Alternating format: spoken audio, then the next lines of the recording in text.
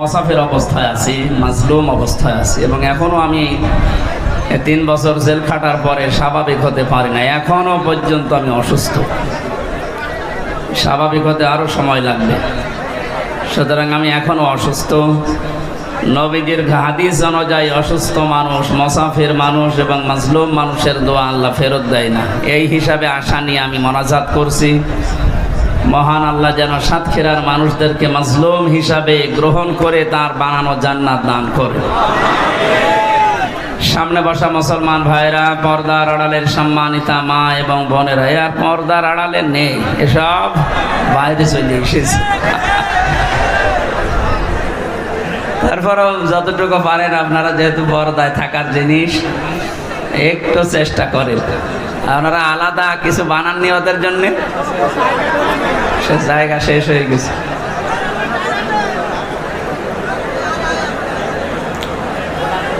প্রশাসনের ভাইরা এখন আর বলা লাগছে না, কারণ প্রশাসন তো এখন না হলেও আমরা পারছি। কয়েকদিন আগে এই যে আনসার বাহিনী দিয়ে একটা বিশৃঙ্খলার চেষ্টা চালিয়েছিল কিছু জালেমেরা। জালেম যারা, এদের অন্তরে আল্লাহ মোহর মেরে দেয়, এজন্য ও মরণের আগে আর ভালো হয় না। এমনকি মরণের আগে যদিও চেষ্টা করেও যে ভালো হয়ে যাব, আল্লাহ ওকে আর সুযোগ দেয় না। এর এই জুলুমের কারণে ওকে আল্লাহ এমন ভাবে মরণ দেয়, পৃথিবীতে ও ইতিহাস হয়ে থাকে। ওয়ালা ইয়াহসাবান্নাল্লাযীনা কাফারু আন্নামা নুমলি লাহুম খায়রুল লিআনফুসিহিম ইন্নামা নুমলি লাহুম লিয়াজদাদু ইসমা ওয়া লাহুম আযাবুম মুহিন। কোরআনে কারিমের সূরা আলে ইমরানের ভেতরে আছে, এটা 178 নম্বর আয়াত। আল্লাহ তাআলা বলেন, ওয়ালা ইয়াহসাবান্নাল্লাযীনা কাফারু আন্নামা নুমলি লাহুম খায়রুল লিআনফুসিহিম। হে নবী, যারা কাফের, এই মানুষগুলো মনে করে আমরা ক্ষমতার চেয়ারে বসে আছি, আল্লাহ মনে হয় আমাদেরকে ভালোবেসে কল্যাণের জন্য রেখে দিয়েছে। ইন্নামা নুমলি লাহুম লিয়াজদাদু ইসমা। অথচ আমি আল্লাহ ওদেরকে এই সমস্ত ক্ষমতা বা চেয়ার বা টাকা পয়সা অর্থ সম্পদ দিয়ে রাখি এই কারণে যেন ওদের পাপের মাত্রা পরিপূর্ণ হয়ে যায়। আমরা তো কোরআনের এই আয়াতের সাথে বাস্তবতা মিলিয়ে দেখছি, অনেক কাফেরের, জালেমের মানে পাপ পরিপূর্ণ হয়ে গেছে। কত মানুষের যে বরদোয়া তার উপরে। বাইরে এখন আমি যাচ্ছি, এখন টের পাচ্ছি যে মানুষ কি পরিমাণে ঘৃণা করে এই মানুষটাকে।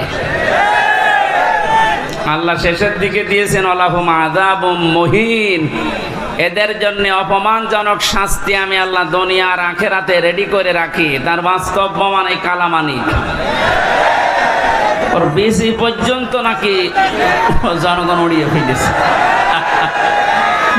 আপনি টের পাচ্ছেন কত বড় অপমান। ও মনে হয় মরে যাওয়া ভালো। গত পরশুদিন আমার মামলার হাজিরা ছিল। জজ সাহেব যতগুলো মামলা ছিল সব ঢিসমিস করে দিয়েছে, বলে এই মামলার কোনো বিচার করা যায়। আমি মনে করলাম যে প্রশ্ন করি যে স্যার, আপনার হাতেই তো 3 বছর ছিল এই মামলাটা, তখন তো জামিন দিলেন না। এখন হঠাৎ করে কি এমন শক্তি আপনার ভেতরে ভর করেছে? হয়তো জিজ্ঞাসা করলে বলবে যে আমার হাত বাঁধা ছিল, এখন আমার হাত খোলা আছে। সাদাকে সাদা, কালোকে কালো বলার সময় এখন, কারণ কোনো চাপ নেই।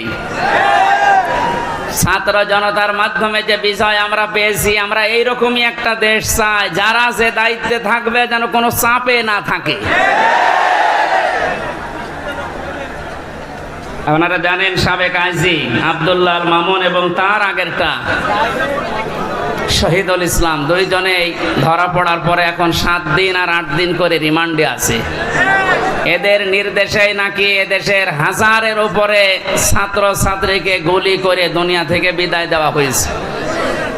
রিমান্ডে এখন না আমাদের যে অবস্থা করেছিল, মাটির নিচে নিয়ে কালো কাপড় দিয়ে চোখ বেঁধে পেছনে হ্যান্ডকাপ দিয়ে ঝুলিয়ে ডান্ডা বেড়ি পায়ে দিয়ে দড়ি মাজায় টাঙিয়ে 11 ঘন্টা টাঙিয়ে রেখেছিল।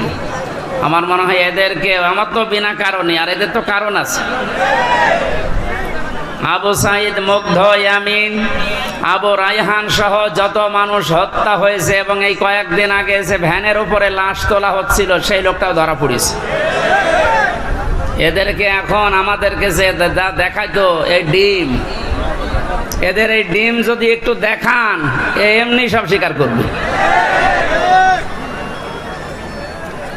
সুতরাং যে মানুষগুলো জালেম ছিলেন, যারা জালেমের সহযোগী ছিলেন, জেনে বুঝে আপনি আর মুসলমান নেই, আপনি কাফের হয়ে গেছেন। এটা তো আমি বানালাম নাকি? কেউ যদি জালেম হয় আর কেউ যদি জেনে শুনে জালেমের সহযোগী হয়, তাকে সহযোগিতা করে, সাহায্য করে, যারা এগুলো করবে তারা নবীর উম্মত থেকে বের হয়ে যাবে। নবীর উম্মতের ভেতরে যদি না থাকে, ও কি? এই কথা বলেন। আমি মনে করলাম, জিজ্ঞাসা করে যে স্যার আপনি এতদিন তো এ কাজ করলেন না, হঠাৎ করে আমার বিচার শেষ হওয়ার পরে যেহেতু আমার সব ঢিসমিস করে দিয়েছে, আর কিচ্ছু নেই, একেবারে বেকুরসুর খালাস, তার মানে 3টা বছর পর্যন্ত আমাকে জেলে রাখা পুরাটা অন্যায়, আমার তো কোনো দোষ পেলেন না। এক কথা বলেন না কেন? যাদেরকে বিনা কারণে এভাবে বছরের পর বছর জেলে রাখা হয়, তারা যদি নির্দোষ প্রমাণ হয় বিচারের পর, যারা এ বিচার দিয়েছিল মামলার আয়ু থেকে শুরু করে টপ টু বটন প্রত্যেককে ওইভাবে জেল খাটানো দরকার। তাহলে যদি ন্যায় বিচার প্রতিষ্ঠা হয়। ওনার যেমন হাত এখন খোলা, প্রত্যেক জায়গায় আমরা এরকম হাত খোলা পরিবেশ এবং বিভাগ চাই। কথা বলেন। কেউ যেন এই কথা বলতে পারে না, হুজুর আমার কিছু করার নেই, উপরের নির্দেশ। ছাত্র জনতায় বৈষম্য দূর করার জন্য এই জীবনটা দিয়ে গেল। আমি গত কয়েকদিন আগে শহীদ আবু সাইদের কবরের কাছে গিয়েছিলাম, ওনার বাবার সাথে দেখা করি, আমার যা সামর্থ্য ছিল আমি টাকা পয়সা দিয়ে দোয়া করে এসেছি। একজন এরকম না, হাজারের উপরে এই দেশে এরকম ছাত্র ছাত্রী জীবন দিয়ে গেল। এদেরকে অনেকে শহীদ বলতে চাচ্ছেন না, আপনার কপাল খারাপ। কোরআনে কারীম জানিয়েছে, ওয়ালা তাকুলু লিমান ইয়ুকতালু ফি সাবিলিল্লাহি আমওয়াত বাল আহইয়াউ ওয়ালাকিন লা তাশউরুন। সূরা বাকারা 154 নম্বর আয়াত, তাফসীরে ইবনে কাসিরের ভেতরে আছে। আল্লাহ পাক বলেন, ওই মুখ দিয়ে কোনোদিন এই কথা বলবি না। শুধু একজন নাই, তাকুলু বহু বচন দিয়েছেন। আল্লাহ বলেন কেউ এ কথা বলবি না যে যারা শাহাদত বরণ করেছে ওরা মরে গেছে। মানুষ যেহেতু মুখ দিয়ে কথা বলে, এই জন্য আল্লাহ মুখের উপরে নোটিশ দিয়েছেন, এ কথা কোনো দিন এই পৃথিবীতে কেউ যেন না বলে। এ নির্দেশ কার? না হামজা বানিয়েছে? আল্লাহ নির্দেশ দিচ্ছে, যারা শাহাদত বরণ করে, যারা শহীদ হয়, এদেরকে মৃত বলবেন না। বাল আহইয়া, বরং তারা জীবিত। ওয়ালাকিন লা তাশউরুন, তোমরা তো টের পাও না। যশোর সাতক্ষীরাবাসী খুব খেয়াল করেন, মুখের পরে মানুষের যেহেতু আর একটা জায়গা আছে, ধারণার জায়গা।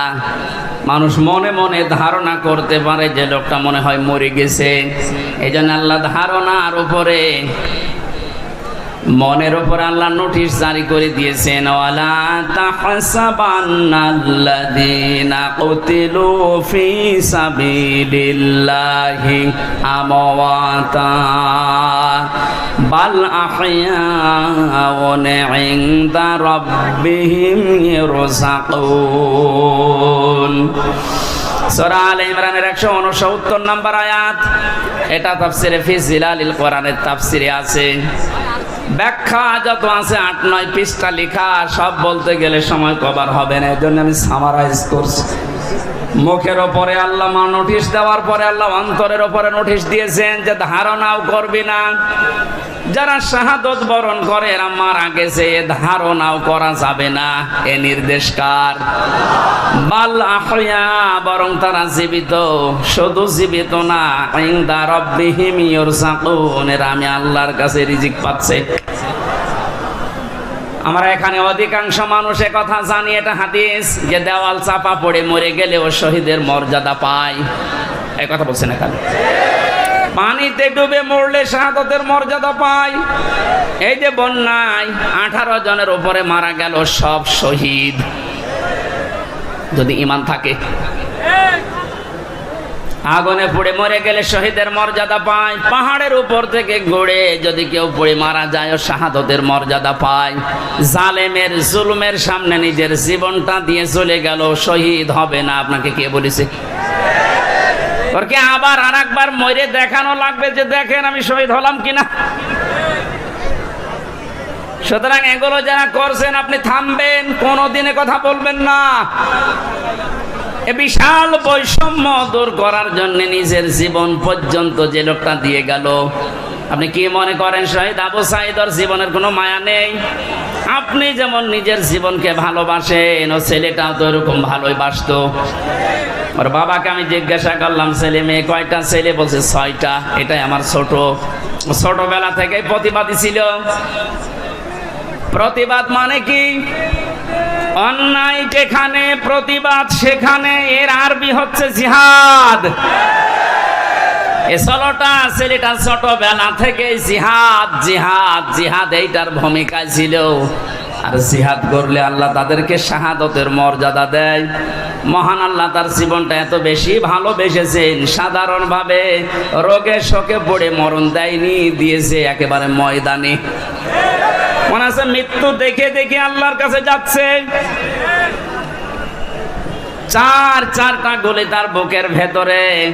যাদের নির্দেশে কাজ হয়েছিল, আহ্বান জানাচ্ছি যারা দায়িত্বে আছেন, একটাকেও যেন ছাড়া না হয়। আরে কথা কোনোদিন ধারণা আনবেন না, বলবেন তো নাই যে ওরা মরে গেছে এমনি না। এদেশটা স্বাধীন করার জন্য 71 সালে যারা জীবন দিয়েছিল তাদেরকে যদি শহীদ বলতে পারেন, এ পৃথিবীর সবচাইতে বড় স্বৈরাচারী ফেরাউনের পরে এই হাসিনা। এর বাস্তব প্রমাণ আয়না ঘর। আমি মাটির নিচে যতদিন ছিলাম জানি না যে দুনিয়া বলে কিছু আছে কিনা। আমারে যারা নিয়েছিল রিমান্ডের নাম করে নিয়েছে তো, অথচ নিয়েছে তো মাটির নিচে। এত কঠিন অবস্থায় রেখেছিল, এত অসহায় হচ্ছিল মনে নিজেকে যে আল্লাহ পৃথিবীতে তুমি ছাড়া মনে হয় আর কেউ নেই। কারণ আমি বিচ্ছিন্ন ছিলাম দুনিয়া থেকে। আমি তো তাও মাত্র 3 বছর, আর ব্যারিস্টার আরমান 8 বছর। আপনি কল্পনায় আনতে পারেন যে একজন মানুষকে মাটির নিচে যে ঘর এখন দেখা যাচ্ছে, এখানে 2 দিন 5 দিন 10 দিন না 8 বছর একটা মানুষ থাকলো কি করে? এটা টুরিস্ট প্লেস হিসাবে আমার মনে হয় যারা দায়িত্বে আছে অন্তর্বর্তীকালীন সরকারের, তাদের উচিত হবে এটা রেখে দেওয়া। তামাম দুনিয়ার মানুষ সেটা আসবে, দেখবে আর বুঝবে যে বাংলাদেশে একটা জালেম ছিল। এর সাথে যারা জড়িত প্রত্যেকের ওইভাবে করে শাস্তি দেওয়া দরকার। অনেকে বলছে না মাফ করে দেন, না মাফ করার কোনো বিষয় এখানে নেই। কিসের মাপ? আপনি তো ওই জায়গায় পড়েননি। তাই কোরআনে কারীম জানিয়েছে, ওয়াইনা আকাবতুম ফাআকিবু বিমিসলি মা উকিবতুম বি। তোমার উপরে যতটুকু অত্যাচার করা হয়, তুমি যদি প্রতিশোধ হিসাবে অতটুকু নাও, তবে কোনো দোষ নেই। আমি নিরপরাধের পরও যা করেছে, যেহেতু নিরপরাধ আমি প্রমাণ হয়ে গেছি গত পরশুদিন। কথা বলেন না কেন? গত পরশুদিন আমি তো প্রমাণ হয়ে গেছি যে আমার কোনো দোষ নেই। এই জন্য তো আদালত বেকসুর খালাস দিয়েছে। তাহলে যারা এর সাথে জড়িত টট্টপটন, আমার কিন্তু কোনো সাধারণ মানুষ মামলার বাদী ছিল না। মামলার বাদী ছিল হাসিনা। ও জেনে শুনে কাজ করেছে। আমার মতো একজন দুইজন না, হাজার হাজার আলেম আমার সাথে জেলখানায় সারা বাংলাদেশে। আমি গণনা পেয়েছিলাম আমার সাথে প্রায় 120 জনের উপরে ছিল, সারা দেশে মিলে কয়েক হাজার। জানা শোনার পরে যারা ভুল করে অবশ্যই তারা অপরাধী, আর অপরাধীর শাস্তি হবে মাস্ট বি। এই জন্য অপরাধগুলোর সাথে যারা জড়িত আছেন, আমি নিজেরটা যেহেতু ভুক্তভোগী আমারটা বলছি, আমি তো নিরপরাধ প্রমাণ হয়েছে দেশের আদালতেই। সুতরাং যারা জড়িত আমার মামলার আইওয়াই মিজান থেকে শুরু করে প্রত্যেকের আমি এইরকম 3 বছর জেল চাই।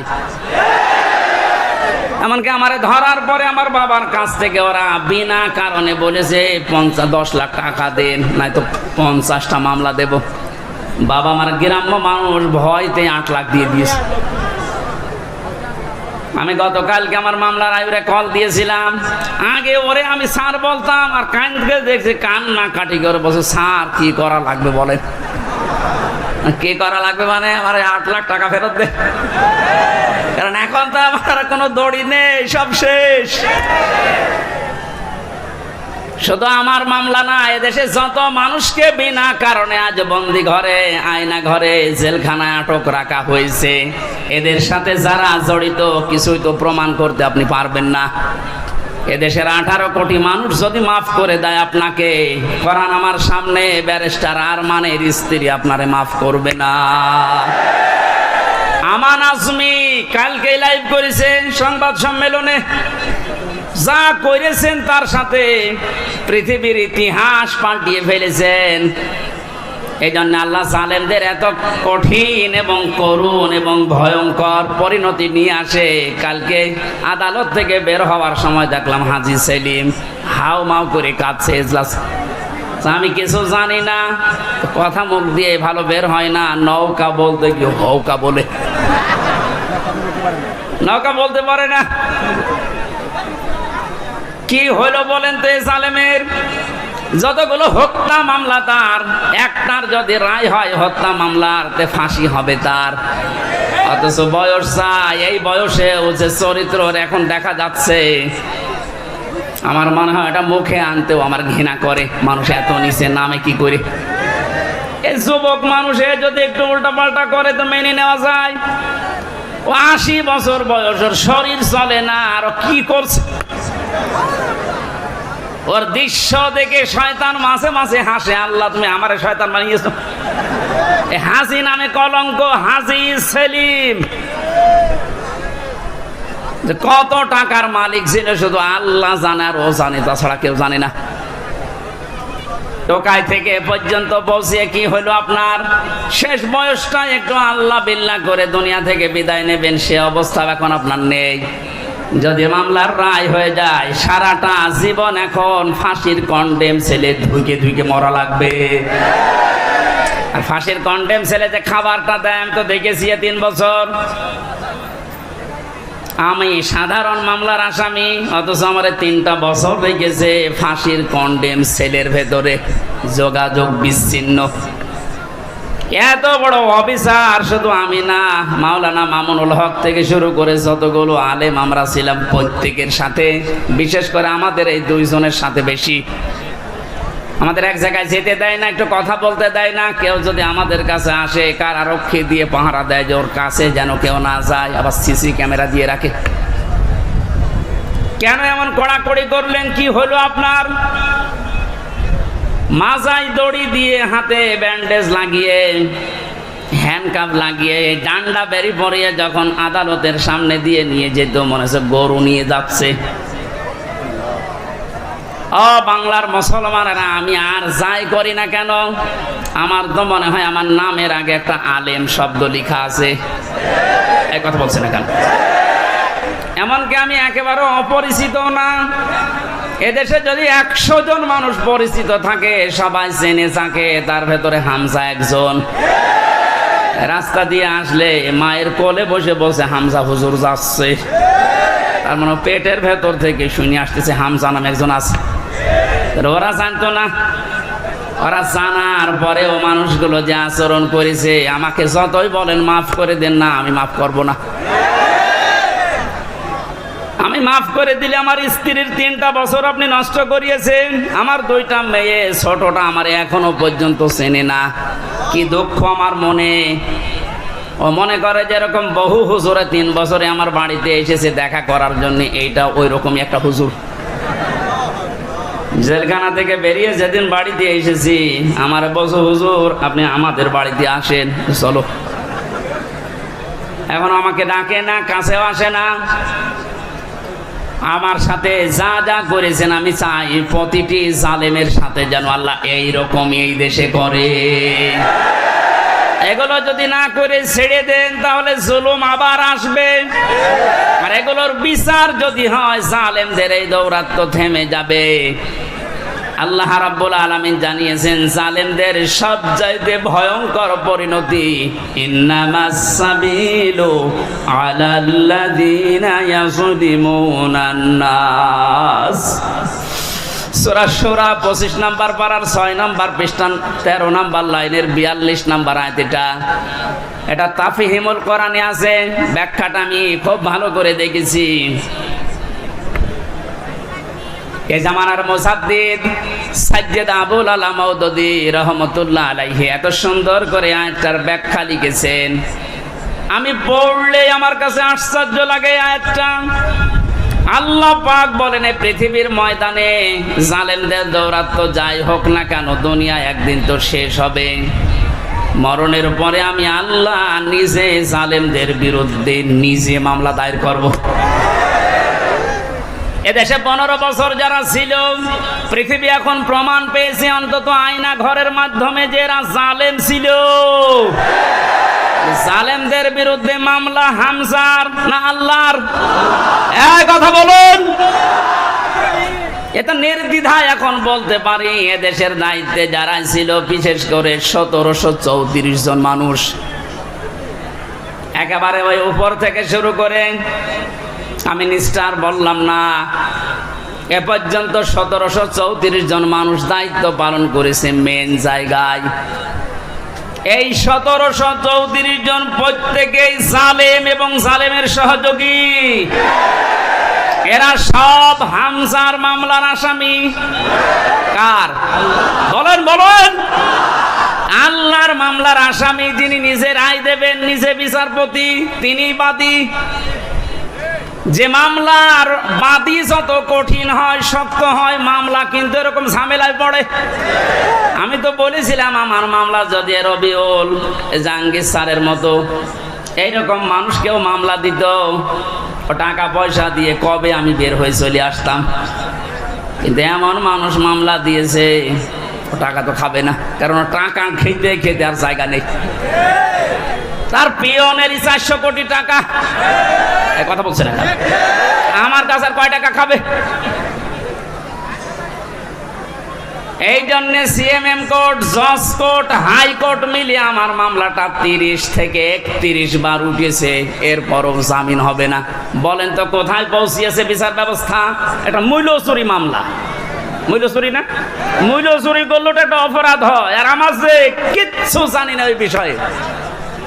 কোন পাগল ছাগল নাকি একটা কাঁচি, ধান কাটা কাঁচি নিয়ে গেছে সংসদ ভাঙার জন্য, ওরে কালকে হাজির করেছিল কোর্টে। আমার পাশে দাঁড়িয়ে, ওই আমার চেনো? বলছে না। আমার নাম বললে কি করে? বলছে আমারে বলতে বলিস। জজ সাহেব যে হাসছিল কালকে পরশুদিন, একেবারে খালাস দিয়েছে এমনি না। বলছে আমি কি দেখে বিচার করবে মামলার? কোনো মাল ম্যাটারেস নেই, যা সব শেষ করে দিলাম, মামলা বলতে আর কিচ্ছু নেই। অথচ কয়েকদিন আগে সিঙ্গাপুর গিয়েছিলাম, এদেশের জালেম যারা ওই দেশে এখন আশ্রয় নিয়েছে, ওরা ওই দেশের মন্ত্রণালয়ের কাছে, পররাষ্ট্র মন্ত্রণালয়ে যারা দায়িত্বে আছে ওদের কাছে নালিশ দিয়েছে হামজার নামে, যে ওর মামলা আছে বাংলাদেশে আর ওই এই দেশে আছে। কথা বললো কি করে? শয়তানি করার জায়গায় দেশে আর পাচ্ছে না, এখন বাইরে শয়তানি করছে।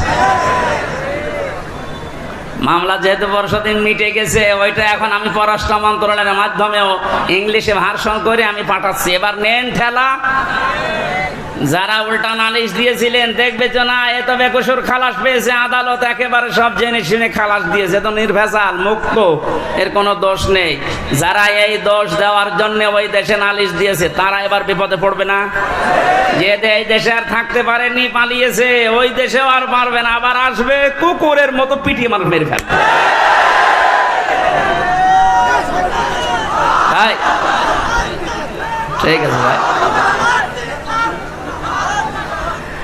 সাতক্ষীরাবাসী এই জন্য মজলুমের দোয়া বরদোয়া থেকে আমাদের বেঁচে থাকা দরকার। জালেমদের পরিণতি এত কঠিন এবং ভয়ঙ্কর, আল্লাহ নিজে যেহেতু মামলা দিচ্ছেন, যারা জালিম এই জালিমদের পক্ষে থাকলে, সাহায্য করলে, সহযোগিতা করলে যেহেতু ঈমান নষ্ট হয়ে যায়, নবীর উম্মত থেকে বের হয়ে যায়। এখনো পর্যন্ত যারা এই জালিমদের পক্ষে সমর্থন জানাচ্ছেন, স্ট্যাটাস দিচ্ছেন, ভিডিও কলে কথা বলছে, আপা ভয় পাবেন না, আপনি ভয় পেলে আমরা ঘাবড়িয়ে যাই। কত বড় শয়তান!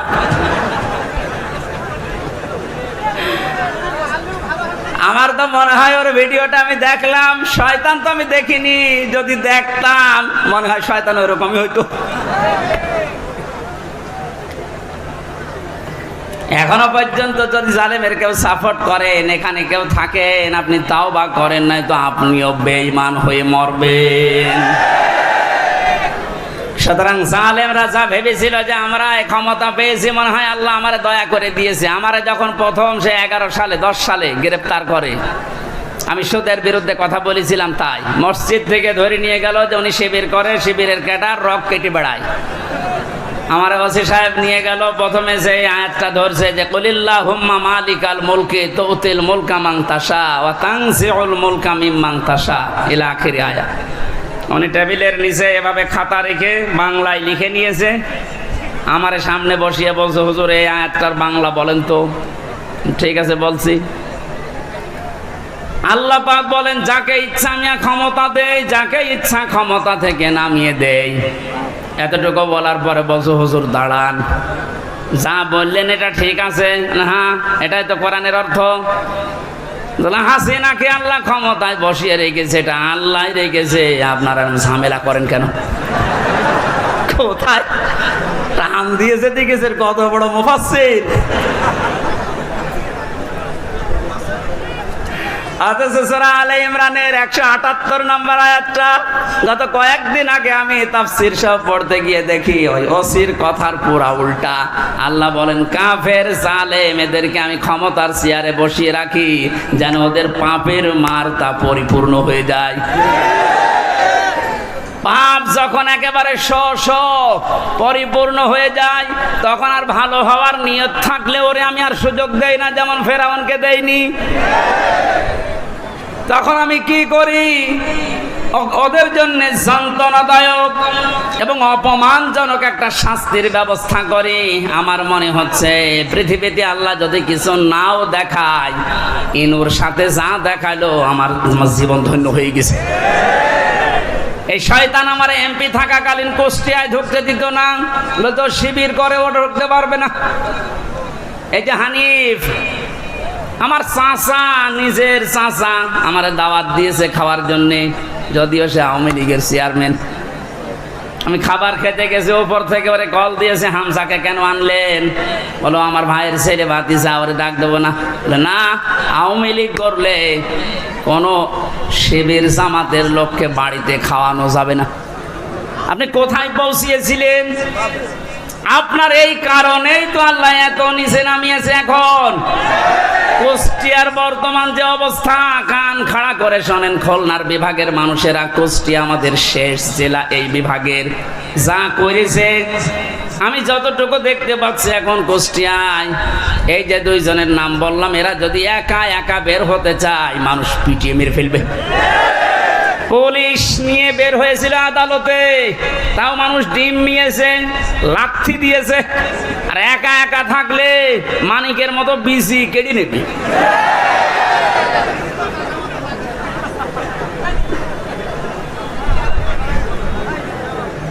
এই জন্য জালেমদের কিন্তু পরিণতি খুব খারাপ। তারা আল্লাহর মামলার আসামি, তাদের দুনিয়াও শেষ, আখিরাতও শেষ। এক কথা বলেন না কেন? দুনিয়া শেষ কেন?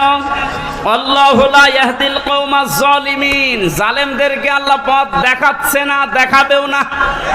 ইয়াহদি এটা মজারে, বর্তমান, ভবিষ্যৎ, প্রেজেন্ট, ফিউচার। কোন জালেমকে আল্লাহ হেদায়েত দিচ্ছে না, দেবে না। এজন্য আমরা যেন জালেম না হয়, নারী হোক আর পুরুষ হোক, কোনো বিষয়ে যেন জুলুম করবেন না। অনেক মহিলা আছে তার স্বামীর উপরে জুলুম করছেন। হ্যাঁ, আছে। মেয়েরা মাঝে মাঝে কল দিয়ে বলে, হুজুর পুরুষদের বিরুদ্ধে কিছু বলেন না। না, আপনাদের বিরুদ্ধে বলছি এই কারণে, কারণ আপনার যে স্বামী যত খারাপ হোক